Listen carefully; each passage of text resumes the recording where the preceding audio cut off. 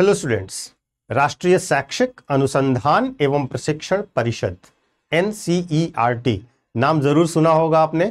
वास्तव में इसने जब से हिस्ट्री की नई बुक्स और नया पैटर्न पर, न्यू एजुकेशन पॉलिसी के पैटर्न पर बुक्स को बनाने का निर्णय लिया है और छापना शुरू किया है, तब से ये लगातार विवादों के घेरे में है। कभी मुगलों को क्रूर बताने और उनकी क्रूरता का वर्णन करने को लेकर, कभी इतिहास से कई सारे एंगल्स को गायब कर देने को लेकर के बहुत सारे इतिहासकारों ने इसे सिस्टमेटिक तरीके से पूरी शैक्षिक नीति को चेंज करने या भगवाकरण करने का भी आरोप लगाया है। अभी फिलहाल क्या हुआ है जिसकी वजह से मैं ये वीडियो आपके सामने ला रहा हूं, वो ये है कि जो हिस्ट्री की और सोशल साइंस की बुक्स हैं उसमें बड़े पैमाने पर प्रॉब्लम्स पाई गई हैं, जिसका अलग अलग स्टेट्स में, राजस्थान से लेकर उड़ीसा और असम तक विरोध हो रहा है। वास्तव में राजस्थान में जैसलमेर को मराठा साम्राज्य के अंतर्गत दिखाया गया है। अहोम इतिहास, जो असम का बहुत इंपॉर्टेंट हिस्टोरिकल पॉइंट है, वहां पर कई सारी फैक्चुअल मिस्टेक्स की गई हैं। 1817 के पाइका रेवोल्यूशन को भी पूरी तरीके से टेक्स्ट बुक से गायब कर दिया गया है। ऐसे कई सारे मुद्दे हैं जिनको लेकर के NCERT सवालों के घेरे में है, और इसी को देखते हुए NCERT ने डिसाइड किया है कि वो एक एक्सपर्ट पैनल गठित करेगी जो इन सारे फीडबैक्स का मूल्यांकन करेगी और मूल्यांकन करने के बाद सजेस्ट करेगी चेंजेस को। और इसके साथ यूपीएससी के बच्चों के मन में एक जो सबसे बड़ा प्रश्न आ रहा है कि क्या करें हम NCERT को लेकर। क्या हम जो NCERT आने वाली हैं वो पढ़ें या जो हमारे पास पहले से हैं वो पढ़ें। इस पर भी चर्चा करेंगे वीडियो के अंत में, लेकिन शुरुआत में हम बात करेंगे कि मुद्दा क्या है, कहां पर क्वेश्चंस उठ रहे हैं NCERT को लेकर के। तो ध्यान से देखिएगा क्योंकि ये आपके हिस्ट्री के लिए बहुत इंपॉर्टेंट पोर्शन होने वाला है। तो सबसे पहले आज के वीडियो में हम क्या क्या कवर करेंगे। सबसे पहले हम आपको बताएंगे हुआ क्या है, उसके बाद 3 प्रमुख राज्यों के बारे में बात करेंगे जिसमें राजस्थान, असम और उड़ीसा में क्यों लोग नाराज हैं NCERT की इस नई टेक्स्ट बुक से। इसके बाद एक्सपर्ट कमेटी के बारे में बातचीत करेंगे और बाद में NCERT के इतिहास और विवादों के सिलसिले की भी बात करेंगे। तो शुरू करते हैं आज का वीडियो। आज के वीडियो में सबसे पहले हम देखते हैं कि मौजूदा घटनाक्रम हुआ क्या है। तो देखिए, हाल ही में NCERT ने अपने इतिहास की पुस्तकों में राजपूत, मराठा, अहोम और पाइक रिवोल्ट से जुड़ी हुई सामग्री की समीक्षा करने के लिए एक विशेषज्ञ समिति गठित की है। और यह सिर्फ जो प्रॉब्लम्स दिखाई जा रही हैं, जहां पर ये प्रॉब्लम्स दिखाई जा रही हैं, वो केवल एक ज्योग्राफिकल प्रॉब्लम नहीं है। वास्तव में मुद्दा यह है कि जब हमारे स्टूडेंट्स इस गलत हिस्ट्री को पढ़ेंगे तो आने वाली पीढ़ियों की समझ ही गलत बन जाएगी, और इसी कारण लोगों को मन में इसको लेकर के बहुत सारे प्रश्न हैं। क्या मुद्दा है? मुद्दा यह है कि यह मुद्दा केवल राजस्थान से जुड़ा हुआ नहीं है। राजस्थान में बहुत व्यापक विरोध प्रदर्शन हो रहे हैं, लेकिन यह एक नेशनल इशू बन गया है जो 3 अलग अलग राज्यों की गौरवशाली परंपराओं को प्रभावित कर रहा है। तो देखते हैं कि कहां पर क्या क्या मुद्दे हैं। सबसे पहले हम बात करते हैं राजस्थान की। राजस्थान में ये मैप आप देखिएगा, NCERT की बुक का मैप है, और इस NCERT की बुक के मैप में अगर आप देखिए तो मराठा एम्पायर को कितना वाइड दिखाया गया है।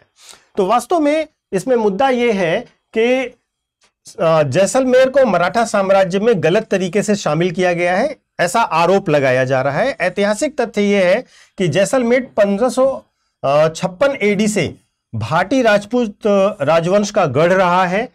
गलत क्यों माना जा रहा है? क्योंकि मराठा साम्राज्य मुख्यतः महाराष्ट्र, मध्य प्रदेश और दक्षिण भारत में था।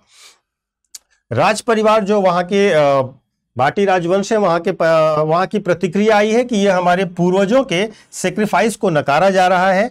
और यहां पर अगर आप ध्यान देंगे तो जैसलमेर का जो पूर्व राज परिवार है उसके एक सदस्य हैं जिनका नाम है चैतन्य राज सिंह। चैतन्य राज सिंह ने NCERT की इस क्लास 8th की सोशल साइंस की बुक की किताब में जो जैसलमेर को मराठा साम्राज्य का हिस्सा बताया गया है उसको लेकर के गहन आपत्ति जताई है। उन्होंने कहा है कि यह गलत, भ्रामक और एजेंडा प्रेरित है, और उन्होंने शिक्षा मंत्री धर्मेंद्र प्रधान को पत्र लिख करके इसमें तुरंत संशोधन की मांग की है। इसके साथ साथ हाड़ा चौहान राजवंश, बूंदी की वर्तमान मुखिया गादीपति और ब्रिगेडियर भूपेश सिंह ने भी NCERT के इन नक्शे पर बहुत गहन आपत्ति जताई है। तो राजस्थान में इसको लेकर के व्यापक विरोध प्रदर्शन हो रहा है। राजस्थान के बाद हम चलते हैं असम की ओर। असम में क्या मुद्दा है? असम में अहोम इतिहास की गलत व्याख्या की गई है और उसको विकृत कर दिया गया है। वास्तव में क्या क्या चीजें गलत दिखाई गई हैं। जैसे हम बात करें कुछ बिंदुओं की, तो सबसे पहला बिंदु ये है कि जो पाइक रेवोल्यूशन है, उसको पाइक प्रणाली वहां पर जो चलती थी उसको जबरन मजदूरी यानी कि फोर्स्ड लेबर की तरह बताया गया है कि पाइक प्रणाली में फोर्स्ड लेबर जबरदस्ती मजदूरी कराई जाती थी, जबकि तथ्य यह है कि पाइक प्रणाली एक organized military civil service system था, ये कोई दास प्रथा नहीं थी। तो ये एक तरीके से सैन्य प्रणाली थी जो व्यवस्थित तौर पर सिस्टमैटिक तौर पर काम कर रही थी, लेकिन इसे एनसीईआरटी में बताया गया है कि ये जबरन मजदूरी की एक प्रणाली थी। इसी तरीके से अगर हम दूसरी बात करें तो अहोम की उत्पत्ति को गलत बताया गया है। सच्चाई यह है कि अहोम 13वीं शताब्दी में ताई अहोम पीपुल के द्वारा स्थापित गौरवशाली राज्य था। स्थानीय प्रतिक्रिया यह है कि 600 साल के अहोम राज को गुलामी कहना ही लोग अपमानजनक मान रहे हैं। तो अगर आप देखें तो अहोम जो है वहां का एक बहुत बेहतरीन और स्वर्णिम ऐतिहासिक युग कहा जाता है वहां के लोगों के द्वारा, तो उसको इग्नोर करना और उसके बारे में तथ्यों को गलत ढंग से प्रकट करना, ऐसे आरोप एनसीईआरटी पर लगाए जा रहे हैं। इसके बाद ओडिशा की बात करते हैं। ओडिशा में अगर हम बात करें तो सबसे मुख्य समस्या यह है कि 1857 के महान पाइका विद्रोह को पूरी तरीके से टेक्स्ट बुक से हटा दिया गया है। ऐतिहासिक महत्व यह है कि 1857 से करीब 40 साल पहले यह एंटी ब्रिटिश अपराइजिंग था, यानी कि ब्रिटिशर्स के विरोध में किया गया पहला आंदोलन था, सिस्टमेटिक आंदोलन था, जो कि 1857 से करीब 40 साल पहले हुआ था। दूसरी खास बात यह है कि वहां के पूर्व मुख्यमंत्री नवीन पटनायक का बयान आया है कि यह फर्स्ट वॉर ऑफ इंडिपेंडेंस था, से पहले का एक महत्वपूर्ण स्वतंत्रता संग्राम था। यहां तक कि नवीन पटनायक का भी ये कहना भी है कि भारत सरकार को इसे भारत का प्रथम स्वतंत्रता संग्राम घोषित करना चाहिए, क्योंकि ये 1857 के रिवोल्ट से 40 साल पहले किया गया एक सिस्टमेटिक रिवोल्ट था। महत्वपूर्ण क्यों है? क्योंकि बख्शी जगाबंधु के नेतृत्व में हजारों पाइका वॉरियर्स ने अंग्रेजों के खिलाफ लड़ाई की थी। और स्थानीय गुस्सा यह है कि जिस तरीके से वहां के स्थानीय फ्रीडम फाइटर्स को भुला दिया गया, वे अपने आप के साथ अन्याय महसूस कर रहे हैं। वे लोग कह रहे हैं कि आप पूरा पाइका रिवोल्ट को ही अगर हिस्ट्री से गायब कर देंगे तो लोग लोकल हिस्ट्री, लोकल कल्चर और हमारे स्वतंत्रता संग्राम सेनानियों के प्रति सम्मान भूल जाएंगे। इसके बाद हम चलते हैं एक्सपर्ट कमेटी की ओर। वास्तव में एनसीईआरटी इन सब गंभीर आरोपों की जांच के लिए बहुत सीरियसली रिप्लाई करती है और एनसीईआरटी कहती है कि हम जो भी आरोप लगाए गए हैं उन सारे आरोपों की जांच करेंगे, उसके संबंध में जो भी तथ्य दिए गए हैं उन तथ्यों की जांच करेंगे। जैसे मैंने आपको बताया कि राजस्थान को लेकर के विरोध किया जा रहा है कि मराठा किंगडम को बढ़ाकर दिखाया गया है। यद्यपि मराठा किंगडम के सपोर्ट करने वाले इतिहासकारों ने इसके संबंध में ऐतिहासिक साक्ष्य भी प्रस्तुत किए हैं। तो दोनों पक्ष हैं और दोनों पक्षों को सही से इवैल्यूएट करके पुनः इसकी व्यवस्था सही ढंग से की जाएगी, ऐसा एनसीईआरटी का कहना है। तो एक्सपर्ट कमेटी की अध्यक्षता वाली एनसीईआरटी के पाठ्यक्रम के अध्ययन एवं विकास विभाग की प्रमुख प्रोफेसर रंजना अरोड़ा को ही सौंपी गई है। एनसीईआरटी का कहना है कि जब भी किसी विशेष विषय की किताब के कंटेंट के संबंध में फीडबैक या सुझाव मिलता है तो एक कमेटी का गठन किया जाता है। तो एनसीईआरटी इसको लेकर के थोड़ा लिबरल है और वो मानती है कि हमें इस पर विचार करना चाहिए। अगर लोगों की भावनाएं आहत हुई हैं या ऐतिहासिक तथ्यों के साथ छेड़छाड़ की गई है तो हम इसका पुनः जांच करेंगे और उस रिपोर्ट के आधार पर एनसीईआरटी में चीजों को हम एडजस्ट करेंगे। देखिए, एनसीईआरटी और इतिहास ये बड़ा ही सेंसिटिव मुद्दा रहा है। बार बार एनसीईआरटी के साथ विवादों का सिलसिला चलता रहा है। कुछ समय पहले तक ऐसा नहीं है कि केवल हिस्ट्री को लेकर ही विवाद है, ज्योग्राफी के मैप्स को लेकर विवाद हो चुका है, फिजिक्स तक के टॉपिक्स को लेकर के विवाद भी हो चुका है। लेकिन प्रमुख मुद्दा अभी इतिहास का है तो उस पर बात करते हैं। पिछला विवाद सबसे ज्यादा आरोप लगा सेफ्रेनाइजेशन को लेकर के, यानी भगवाकरण को लेकर के, शिक्षा के भगवाकरण को लेकर के। तो यह सिर्फ एक बार नहीं हुआ है। एनसीईआरटी के पाठ्यक्रमों पर सालों से सेफ्रेनाइजेशन यानी कि हिंदुत्ववादी दृष्टिकोण या भगवाकरण के नजरिए से इतिहास के पुनर्लेखन के आरोप लगातार लगते रहे हैं। अब भी कुछ विद्वानों जैसे श्री इरफान हबीब और अपूर्व आनंद ने इस पर सवाल खड़े किए हैं कि किस तरह से मुस्लिम शासकों के योगदान को इतिहास के पाठ्यक्रम के नजरियों से ओझल किया जा रहा है।